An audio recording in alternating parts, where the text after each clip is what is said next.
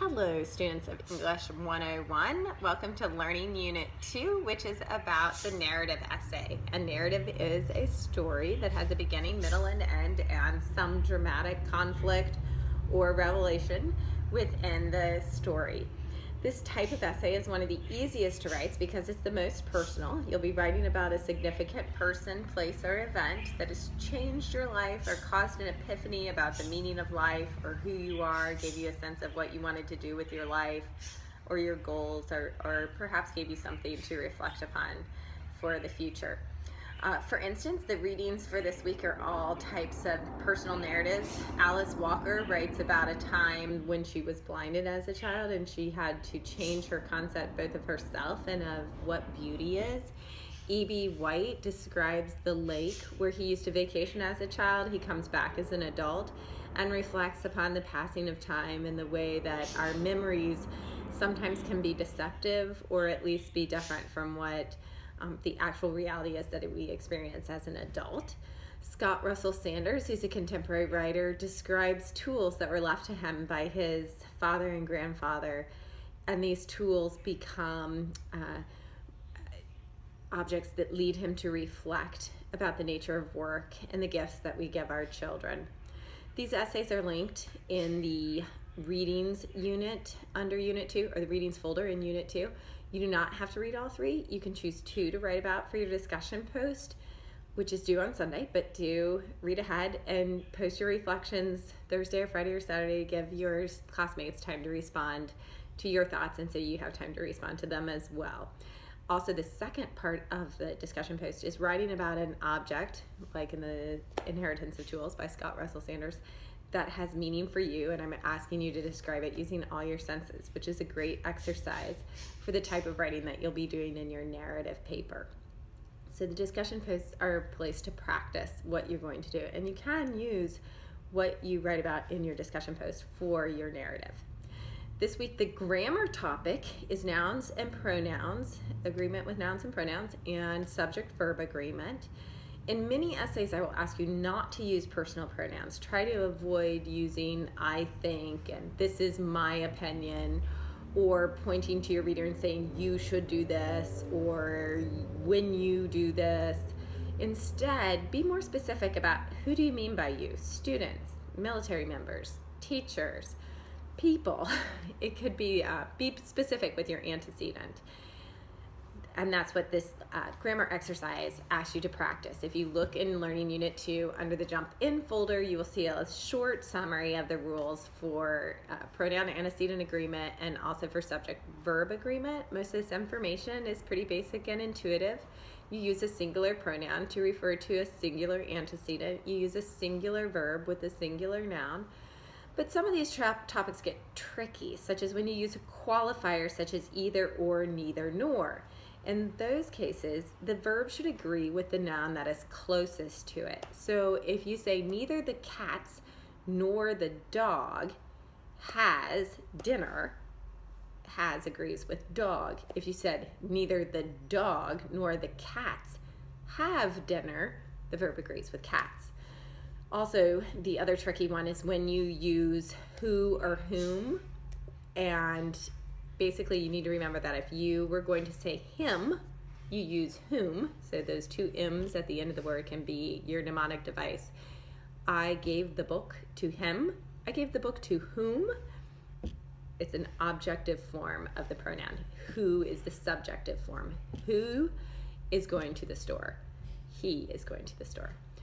The other tricky part is when you use two pronouns in one sentence. You need to make sure that it's clear which person you're referring to. For example, he gave the book to him. Do you mean the man gave the book to the boy?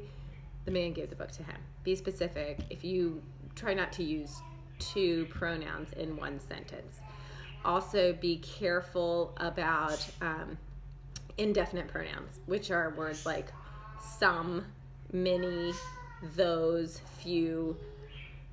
Some of those words are always plural and some are always singular. If the word ends in one or body, like everyone, everybody, it's always singular. If the word ends with people, then it is sometimes singular and sometimes or if it is a collective noun, like the group, the band, the Congress, if the members are acting together, then the noun is singular. If the members are acting separately, then the noun is plural, and you should have a plural verb form. The rules are listed in Jump In, and there are links to outside grammar pages that can give you more information if you're confused. So back to the reflective papers, which are also due on Sunday. Be sure to spend some time earlier in the week coming up with a topic. Again, this is the hardest part for most people, to decide what to write about. Be sure to pick something that's interesting to you so that your interest and passion will show through in your writing. This essay is one of the easier ones because you're writing about yourself or someone who affected your life, and it doesn't have to be very long. So when you do a brainstorming exercise, maybe list 3 or 4 different decisions that you made. What events or experiences or what person helped you make those decisions? Perhaps you had a really life-changing experience as a child. A parent died, a close friend got sick, there was a fire at your house. Anything that was a revelatory or life-changing moment is a great topic for this paper.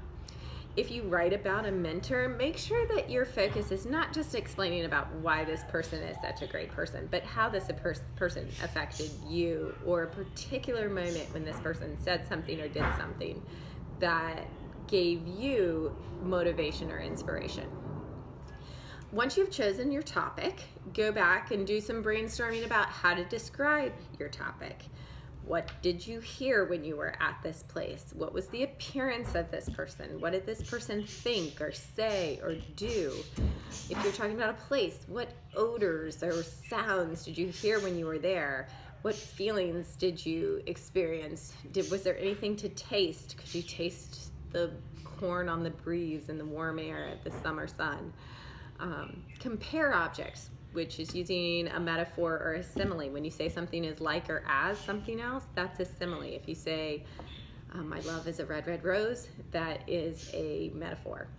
But those kind of figurative devices help us make associations, not just to what a thing looks like or the nature of that thing, but also to our emotional response to that as well.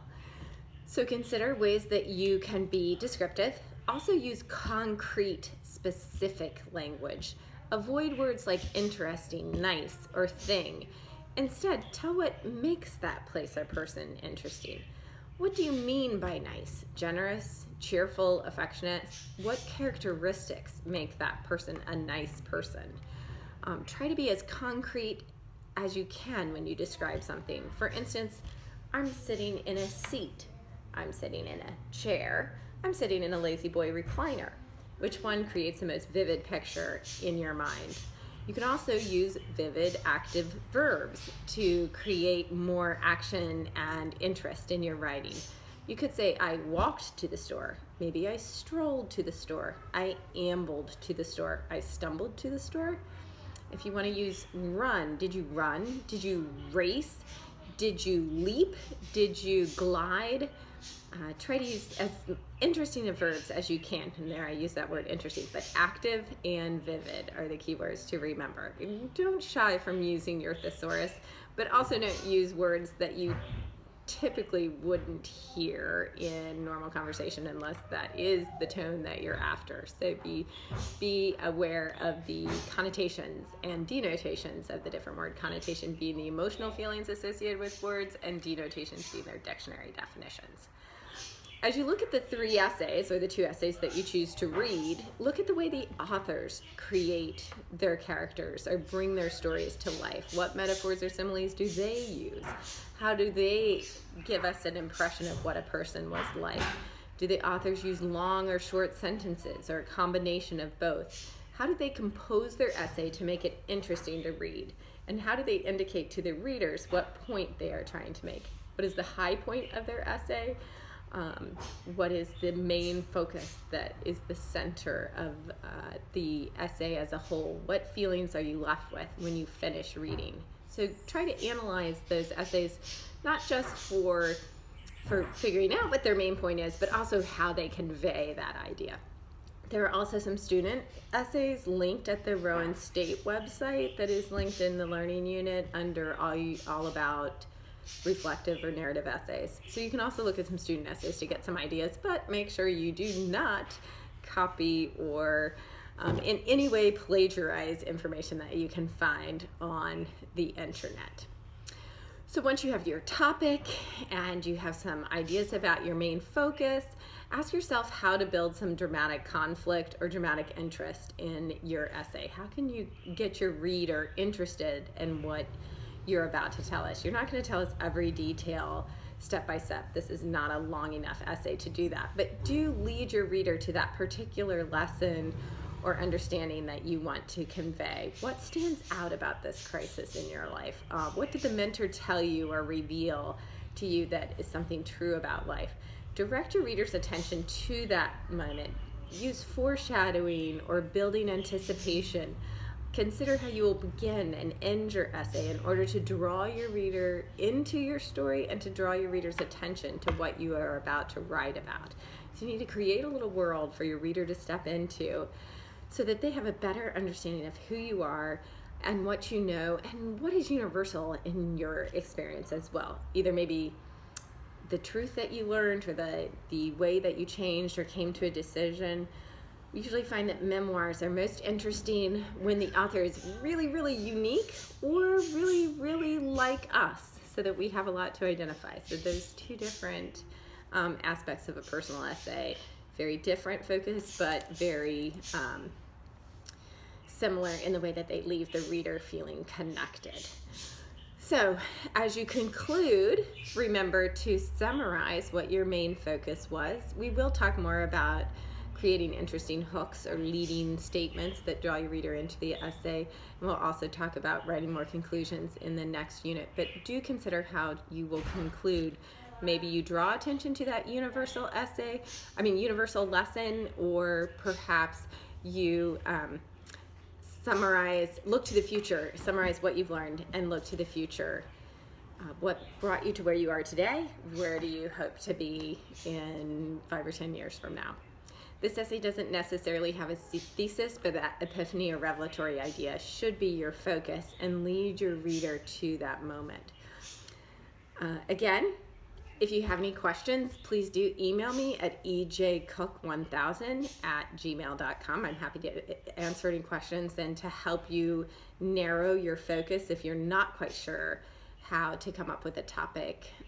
Shoot me some ideas of what you're thinking and I can help guide you with the form of your essay. So happy writing, everyone. I look forward to reading about your life experiences.